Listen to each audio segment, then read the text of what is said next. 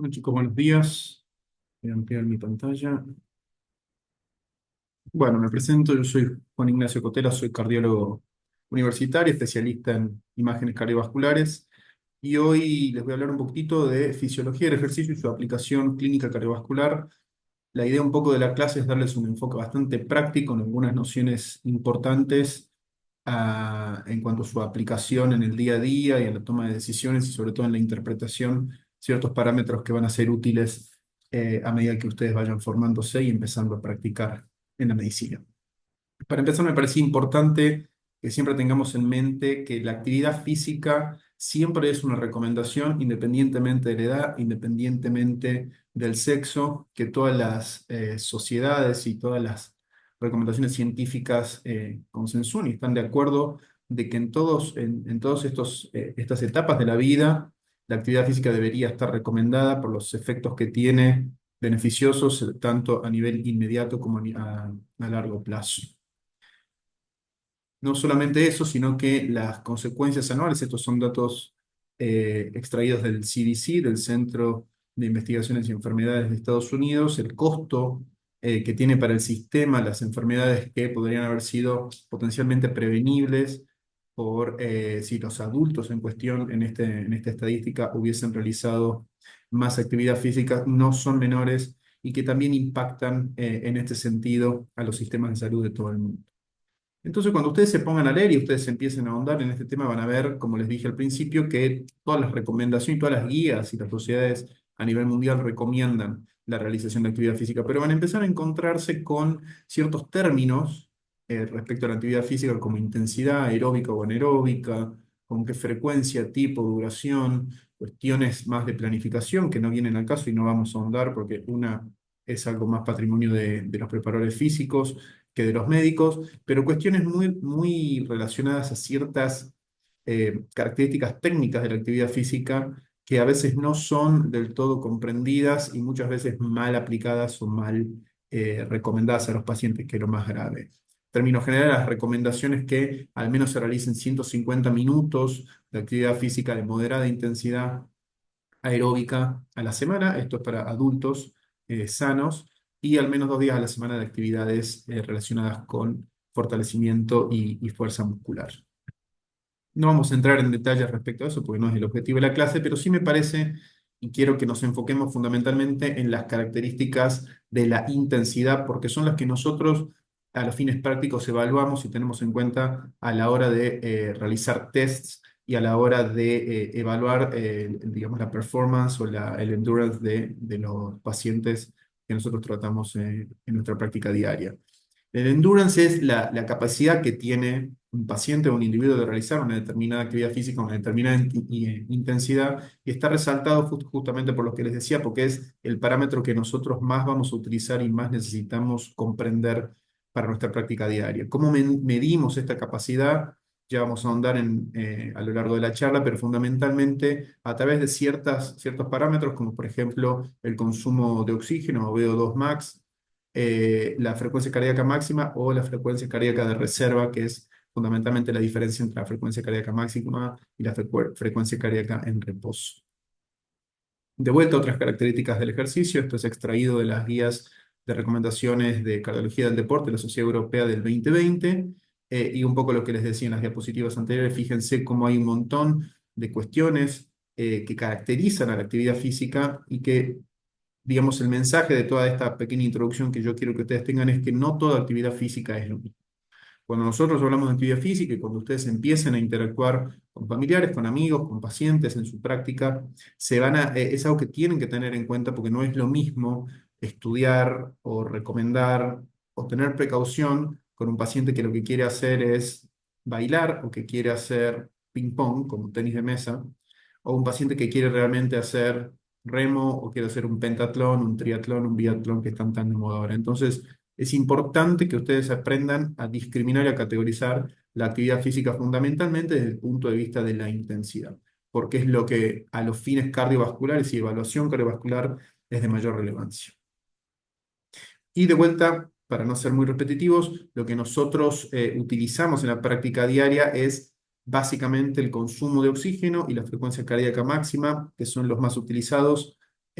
para determinar la intensidad del ejercicio que el paciente o que el individuo en cuestión está realizando. Fíjense que a medida que aumenta la intensidad del ejercicio, aumenta, por supuesto, la frecuencia cardíaca máxima. Ustedes van a encontrar fórmulas como 220 menos la edad es la frecuencia cardíaca máxima que debería, digamos, priorizarse o buscarse en un paciente para definir una intensidad elevada o muy elevada. Eh, y el consumo de oxígeno, que como ustedes ven, a medida que aumenta la intensidad, también va aumentando. Esto lo vamos a ver un poquitito más adelante. Y por supuesto también es importante, si quieren, seguramente hay alguien que le interesa este tópico, pero que a medida que vamos aumentando la intensidad del ejercicio, van activándose otros mecanismos de consumo de energía a nivel metabólico que son importantes, sobre todo en estadios de enfermedad. Pero bueno, un poco el sentido de la charla era hablar sobre efectos fisiológicos de la actividad física y si ustedes tuviesen que resumirlo, la actividad física es un estrés para el cuerpo, ¿sí? Y durante esas condiciones de estrés, tanto a nivel agudo como a nivel crónico, es decir, pacientes o individuos que están entrenados en forma sistemática y repetitiva, van ocurriendo una serie de cambios en las cuales el sistema cardiovascular y respiratorio siempre va a intentar cumplir la función de proveer la mayor cantidad y de la mejor manera el oxígeno y los nutrientes a los tejidos para poder responder a las demandas de una actividad física específica. ¿Sí? Así ustedes lo que van a ver es que en condiciones agudas la demanda de oxígeno aumenta 20 veces durante un ejercicio físico intenso, aumenta el retorno venoso, por supuesto, porque la frecuencia cardíaca aumenta el gasto cardíaco, es decir, el volumen sanguíneo que se eyecta, digamos, o que se expulsa del corazón en función de la frecuencia cardíaca, y hay un mecanismo de contracción arteriolar a nivel periférico que también ocurren durante el ejercicio físico en forma aguda.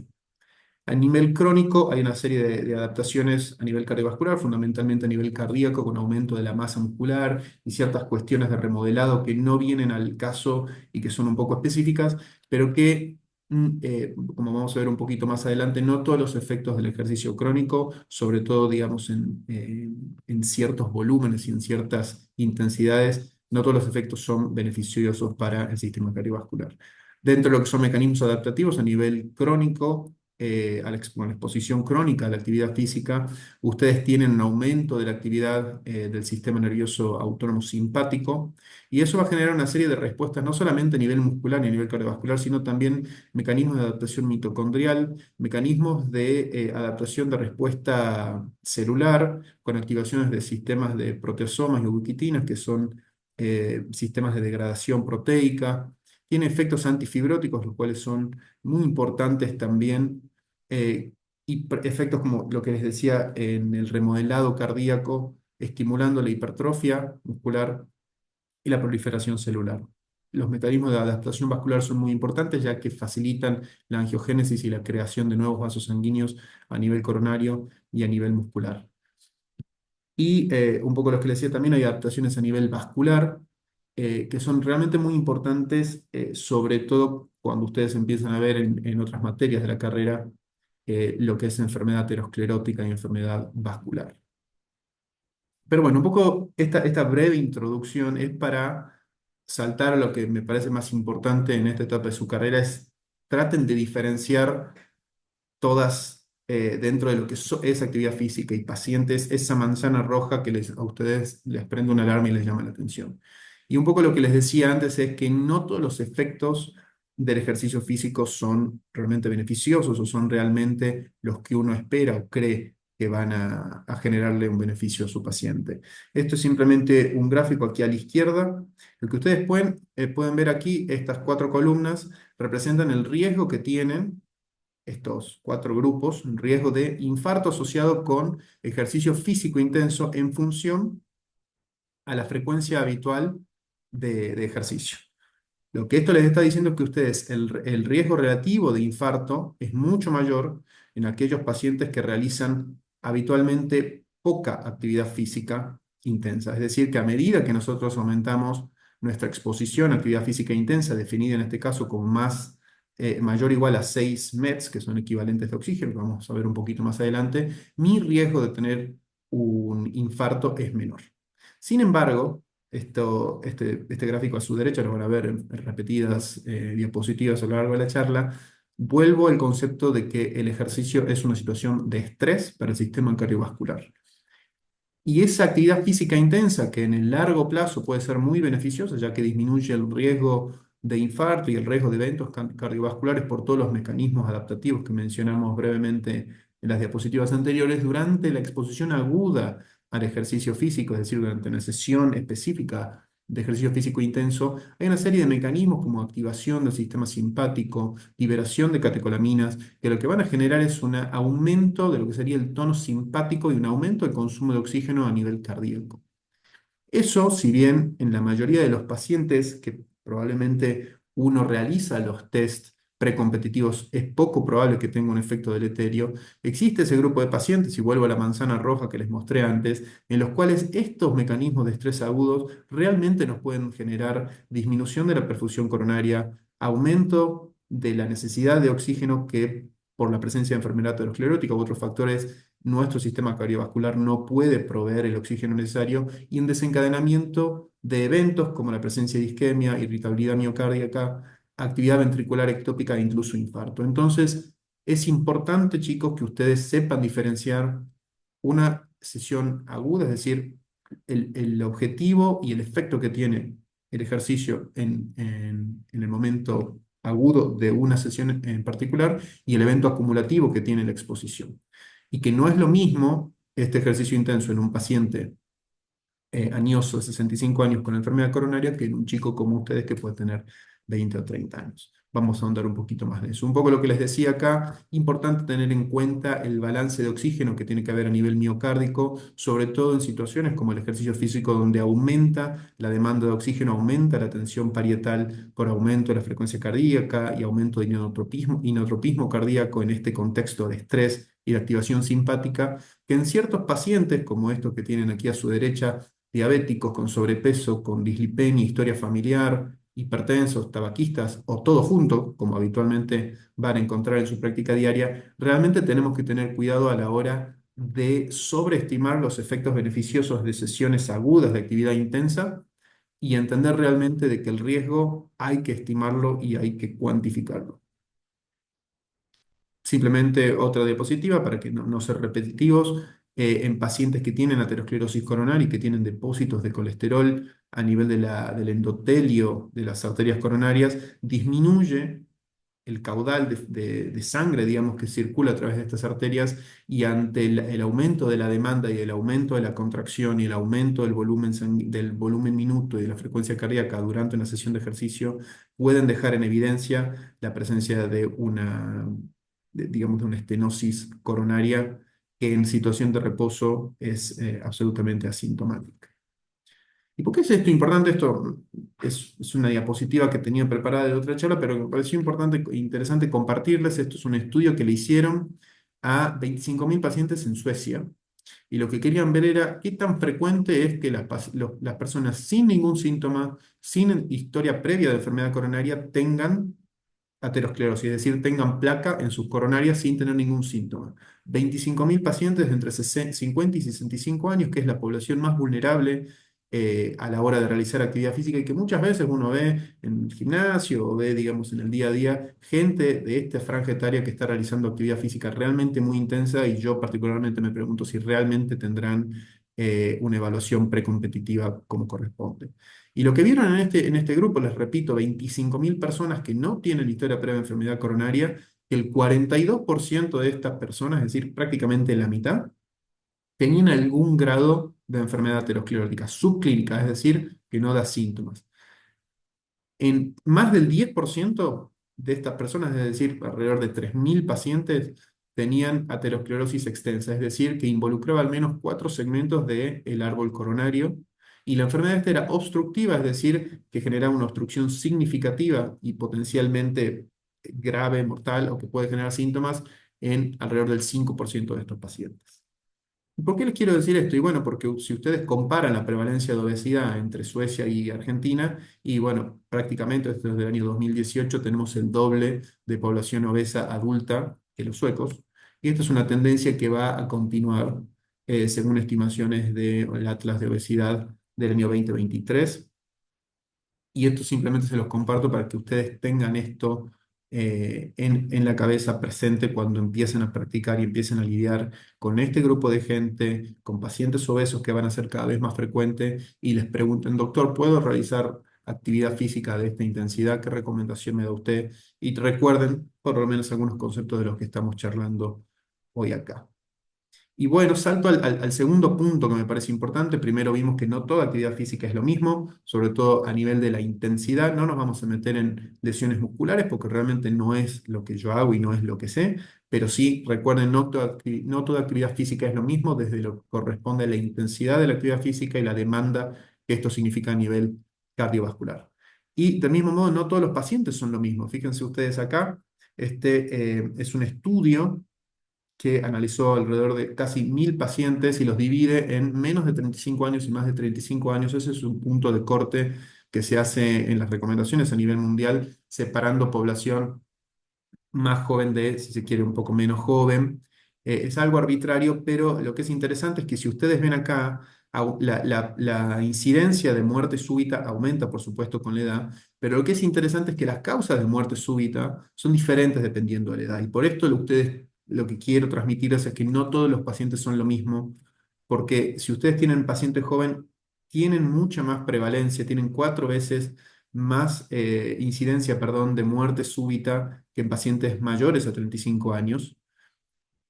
pero la enfermedad aterosclerótica coronaria tiene una incidencia, una prevalencia muchísimo mayor en pacientes mayores a 35 años, la miocardiopatía hipertrófica y el nacimiento anómalo de arterias coronarias es más frecuente en población más joven. Si bien no es el objetivo de esto de que ustedes entiendan qué es una miocardiopatía hipertrófica o un nacimiento anómalo de coronarias, es para que ustedes entiendan de que lo que nosotros intentamos desenmascarar con el ejercicio y que fisiológicamente el efecto del ejercicio puede ser distinto dependiendo de la población que nosotros estamos analizando porque la prevalencia de ciertas enfermedades en estos grupos es diferente. Entonces es mucho más frecuente que ustedes se encuentren enfermedad aterosclerótica coronaria en poblaciones más grandes y es mucho más frecuente de que, como ustedes vieron a veces, chicos que se desploman en la cancha o que tienen muertes súbitas, se deba a causas no ateroscleróticas, como por ejemplo causas arrítmicas o miocardiopatía hipertrófica o nacimiento anómalo de arterias coronarias. Esto simplemente es también otra publicación de varios autores que condicen de alguna manera con estas estadísticas que antes charlamos y esto es una publicación de Jack, del doctor Maron del 2020 y básicamente divide tres grandes grupos de causa de muerte súbita en pacientes jóvenes, que son enfermedad cardíaca estructural, enfermedad cardíaca eléctrica o ciertas enfermedades adquiridas, si se quiere, que por supuesto en pacientes que tienen infección o trauma es un grupo aparte, digamos, en el cual uno no va a evaluar la performance cardiovascular ni va a pedir un test de esfuerzo, pero uno puede, digamos, tener efectos deleterios y tener pruebas de esfuerzo anormales en pacientes jóvenes debido a estas dos causas. La pregunta que uno debería hacerse es qué tan frecuentes son estas causas que justifiquen screening utilizando test de esfuerzo o test de ejercicio en estas poblaciones, pero bueno, es una conversación aparte. Y fundamentalmente, digamos, para de alguna manera juntar los conceptos de que no toda actividad física es lo mismo y no todo paciente es lo mismo, ustedes tienen que empezar a familiarizarse con el concepto de riesgo.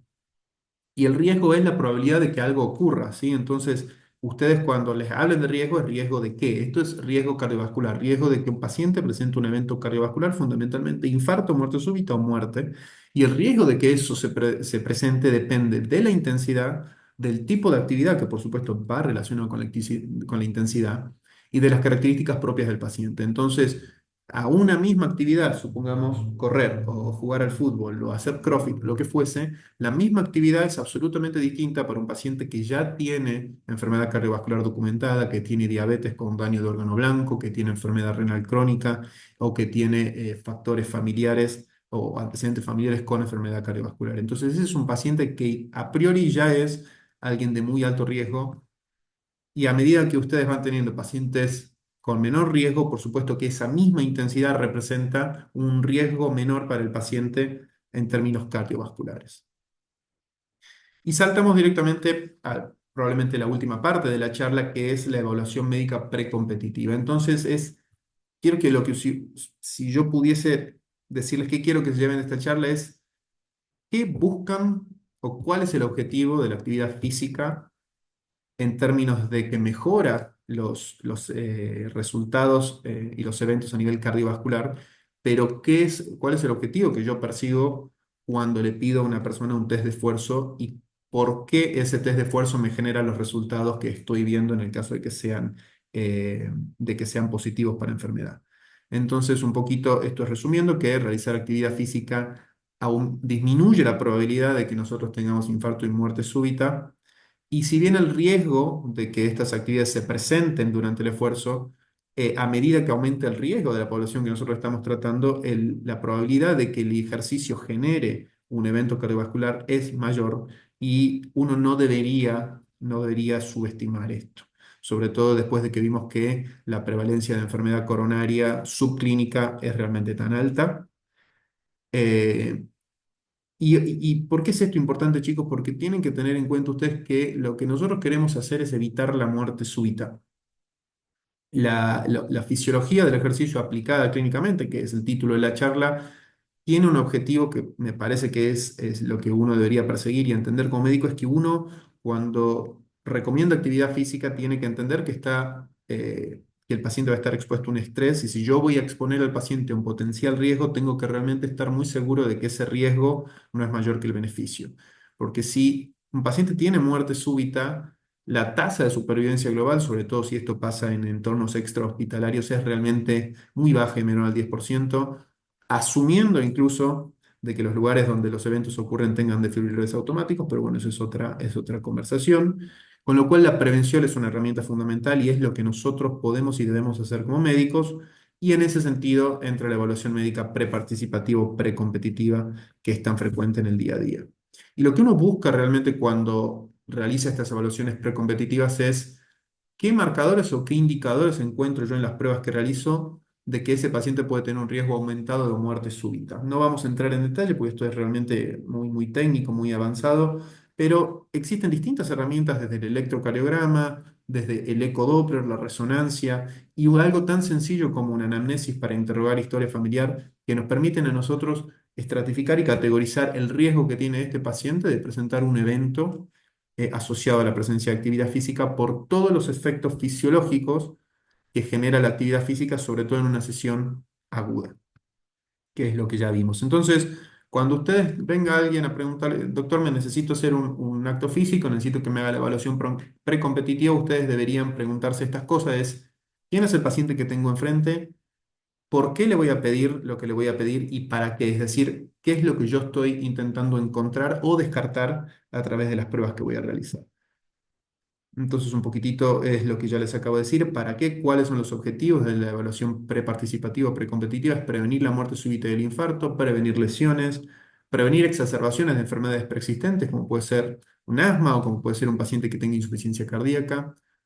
De alguna manera, cumplir requisitos legales y de seguros, que es parte de la práctica diaria. Eliminar restricciones innecesarias porque muchas veces sin tener suficiente evidencia o sin haber hecho una evaluación realmente concienzuda y correcta, van a encontrarse con gente que le dice, no, me dijeron que no puedo realizar actividad física por el motivo que fuere, y volver a realizar una evaluación precompetitiva criteriosa muchas veces puede quitarle la restricción a esta gente. Y de alguna manera determinar el nivel de fitness, que es algo que no viene al caso, pero que también eh, compete desde el punto de vista de la práctica clínica. Entonces, ¿en quién? Que me parece que es lo más importante, ustedes es el abanico de pacientes con los cuales se van a encontrar en su práctica diaria, desde jóvenes sanos, jóvenes que pueden tener algún antecedente de una enfermedad familiar, hiperlipemia familiar, antecedentes de muerte súbita en familiares jóvenes, adultos que tengan baja probabilidad pretest, adultos que tengan distintos niveles de riesgo cardiovascular, desde bajo, medio o alto, muy alto, y eventualmente algún atleta de élite, que también es una conversación aparte. Esto simplemente, ya lo vimos en una diapositiva anterior, categoricen a la actividad que el paciente va a realizar de acuerdo a la intensidad que esto va a representar para el mismo por los efectos de las sesiones de ejercicio en forma aguda.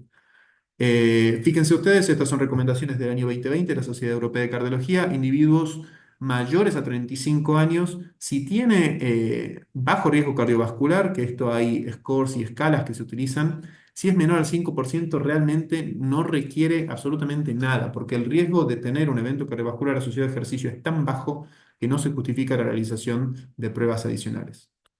Perdón.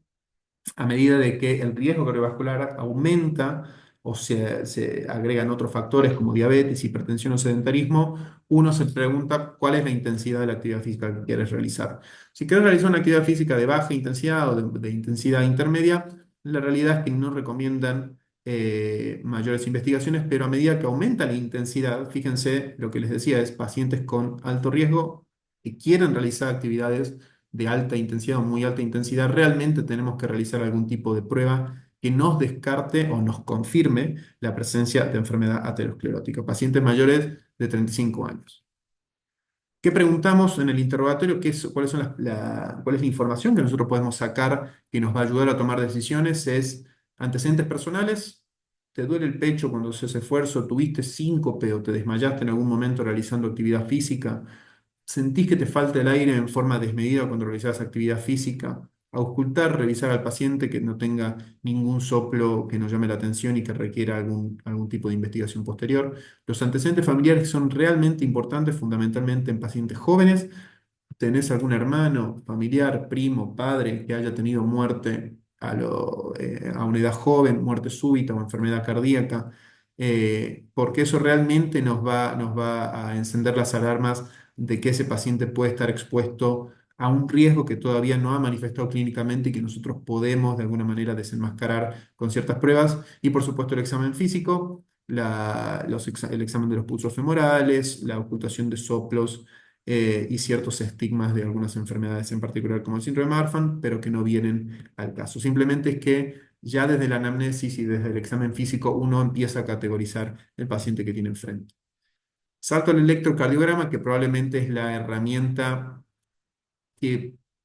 no probablemente, es la herramienta que más se utiliza en la evaluación precompetitiva y que indiscutiblemente debe realizarse. Después ustedes van a ver de que las recomendaciones a veces, algunas dicen que hay que hacer pruebas de esfuerzo, otras no, pero el electrocardiograma es importante porque los efectos, como vimos, del ejercicio físico, y esto sobre todo lo que les voy a mostrar acá son tres colores, verde, amarillo y rojo,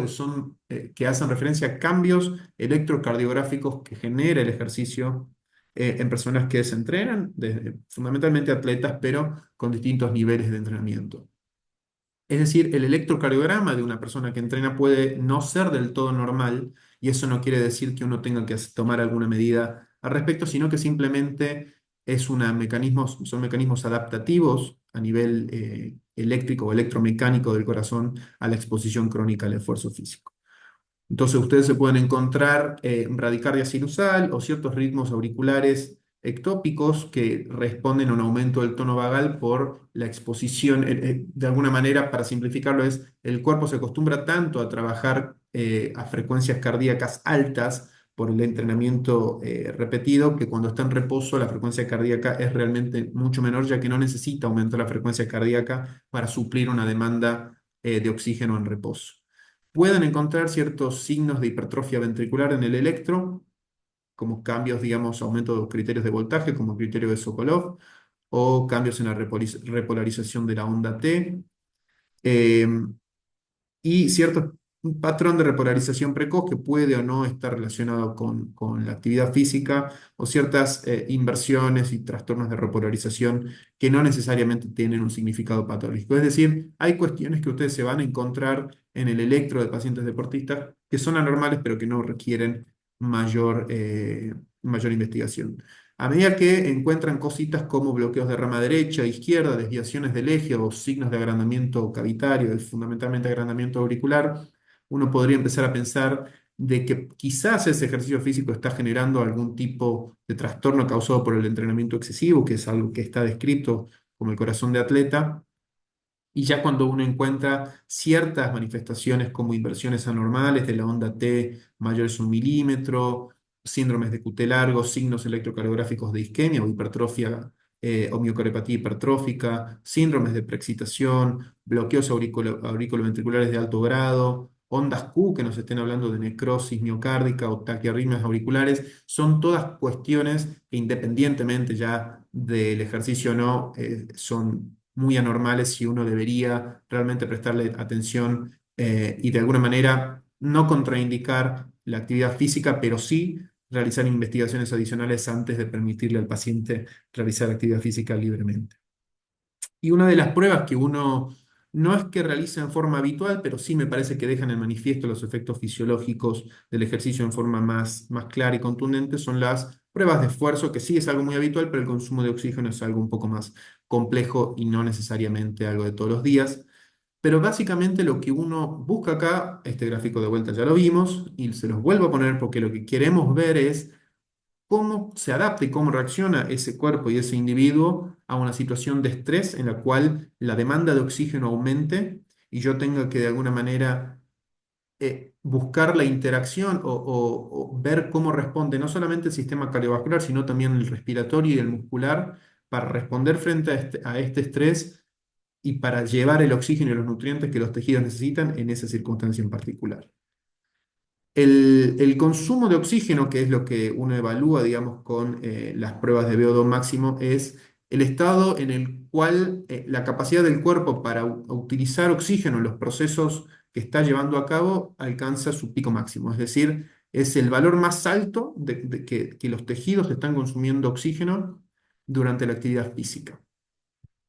Durante la actividad física, digamos, si ustedes aumentan la carga de trabajo durante un tiempo determinado, es decir, va a aumentar el consumo de oxígeno, va a aumentar, va a aumentar, va a aumentar, hasta que alcanza un valor que es el VO2 máximo, que ustedes lo van a ver en esas pruebas que les ponen las máscaras a los atletas, y lo que nos está diciendo a nosotros es, mientras más alto sea este valor de consumo de oxígeno, quiere decir que más fitness cardiovascular tiene esa persona, mejor adaptación al estrés físico tiene y más articulado de alguna manera están sus sistemas cardiovascular, respiratorio y muscular.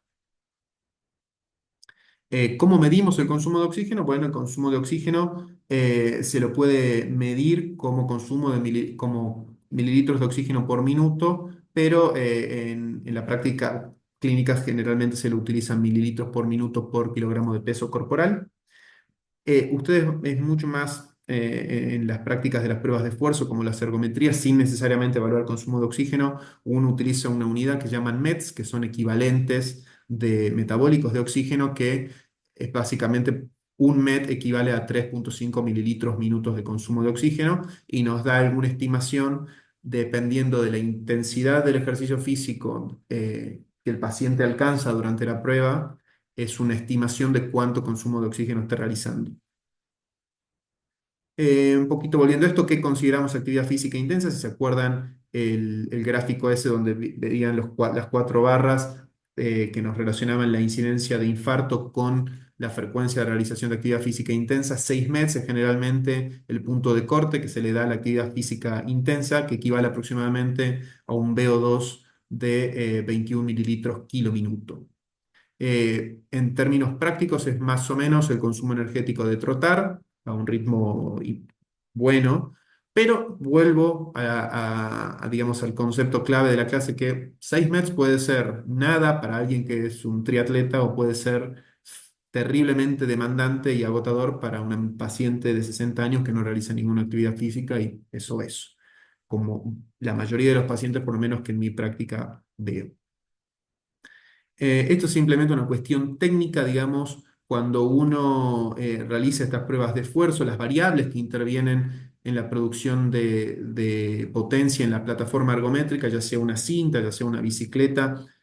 son el peso corporal, la velocidad de la cinta y el ángulo de inclinación. Es decir, nosotros vamos aumentando la velocidad de la cinta, vamos aumentando la inclinación con la cual el paciente va corriendo de acuerdo a distintos protocolos, que básicamente lo que van generando es aumento de la potencia y del trabajo que el paciente va a tener que realizar a lo largo del tiempo que dura el protocolo. Eso de alguna manera lo que nos permite es expresar el trabajo que tiene que realizar el paciente, que es potencia por tiempo, y expresarlo en distintas unidades, las más frecuentes y generalmente en las que se expresan las pruebas de esfuerzo son MET, que es una unidad fisiológica de consumo de oxígeno, o el consumo de oxígeno en forma indirecta a través de los METs o si realizan realmente una prueba de consumo de oxígeno, lo pueden obtener directamente. Estos son simplemente distintos protocolos para mostrarles, que son los más frecuentemente utilizados, el de Bruce y el de Astran. Ustedes ven que hay distintas etapas, que cada 3 minutos va aumentándose la carga que se le pone al paciente, y el protocolo de Bruce, que es en cinta, también cada 3 minutos se va aumentando la velocidad y se va aumentando la pendiente, y con eso va aumentando los METs, es decir, va aumentando el consumo de oxígeno que el paciente puede llevar a cabo. Si ustedes tienen un paciente que en la segunda etapa o en la primera etapa incluso de un protocolo en banda no puede continuar o tiene algún síntoma, es un marcador de alto riesgo cardiovascular. Porque a mínimos esfuerzos, con un consumo de oxígeno muy bajo, el paciente está experimentando síntomas o tiene, digamos, algún otro tipo de manifestación objetiva de que la prueba ha sido positiva. ¿Sí? Entonces, el objetivo de estas pruebas, chicos, es dejar de manifiesto los efectos que tiene el ejercicio físico durante una sesión aguda. Acuérdense que estamos hablando de sesiones agudas, digamos, es decir, durante un momento determinado que se desempeña una actividad física. Y ya para ir terminando, simplemente para ir redondeando los conceptos que estuvimos tratando durante clase, recuerden que hay una relación lineal entre la frecuencia cardíaca y el consumo de oxígeno. Mientras más rápido late mi corazón, más oxígeno va a demandar. En ese contexto, recuerden que la circulación coronaria, es decir, las arterias que nutren el miocardio, la extracción que tienen de oxígeno es prácticamente máxima incluso en reposo. Es decir, la capacidad que tiene el miocardio de extraer aún más oxígeno directamente de las arterias coronarias es poca. Con lo cual, todo aumento del trabajo cardíaco tiene que aumentar, acompañarse también de un aumento del volumen minuto coronario, es decir, de la cantidad de sangre que lleva más oxígeno a esas arterias durante el ejercicio físico. En la práctica clínica y fundamentalmente en la población que uno trabaja, con la que uno trabaja siendo cardiólogo, que es población con múltiples comorbilidades y factores de riesgo cardiovascular, la causa más frecuente es de alteración o disminución de la permeabilidad coronaria y de la disminución del aporte de oxígeno, es la aterosclerosis. Pero recuerden de que la mitad de estos pacientes eh, probablemente tengan un electrocardiograma normal en reposo y probablemente no tengan síntomas. Con lo cual es importante de que si ustedes identifican un paciente de alto riesgo, lo expongan a los efectos fisiológicos del ejercicio para realmente determinar si en condiciones de aumento de la demanda el cuerpo puede responder en forma correcta y en forma suficiente. Para ir terminando, simplemente porque es a lo que yo me dedico, estos, si quieren más información, yo al final de la charla les dejo mi email, me pueden contactar. Las imágenes cardiovasculares nos permiten realmente obtener información adicional previo al apto físico, si se quiere, o posteriormente, digamos, para evaluar el remodelado cardíaco que en pacientes, sobre todo atletas de elite, uno ve, y que es por los efectos del entrenamiento intenso sostenido y herramientas como el ecocardiograma, el electro, que ya charlamos un poco, y fundamentalmente la resonancia, nos permiten también estratificar el riesgo que tienen los pacientes precompetitivo y determinar los efectos que ha tenido luego de el ejercicio, luego de una exposición crónica, y si es que ha generado un remodelado adverso en el corazón, uno deberá indicar el desentrenamiento de este paciente. Ya para ir terminando, vuelvo a enfatizar, cuando ustedes se encuentren frente a un paciente o frente a un familiar, un amigo, lo que fuese, realmente me parece que lo correcto y lo que uno debe hacer, yo no soy preparador físico y no soy un especialista en cardiología del deporte, pero en la práctica diaria uno debe ser criterioso y entender a quién tiene enfrente, si es un atleta, realmente entender que hay gente que se dedica a esto y que son especialistas en cardiología del deporte, y realmente entender cuál es el objetivo que estoy buscando con la evaluación de este paciente. ¿Sí? Entonces tratemos de incorporar la fisiología del ejercicio a nivel de la sesión específica, a nivel de la exposición crónica. Recuerden los efectos beneficiosos del ejercicio, no se olviden de la exposición aguda que representa un estrés para el paciente, y siempre tengan en cuenta de cuál es el objetivo de la investigación y qué herramientas y qué experiencia cuentan a la hora de decidir y de tomar decisiones sobre por dónde avanzar. Nada más, chicos, muchas gracias. Si necesitan algún tipo de material o cualquier duda que tengan, me pueden escribir a mi mail. Gracias.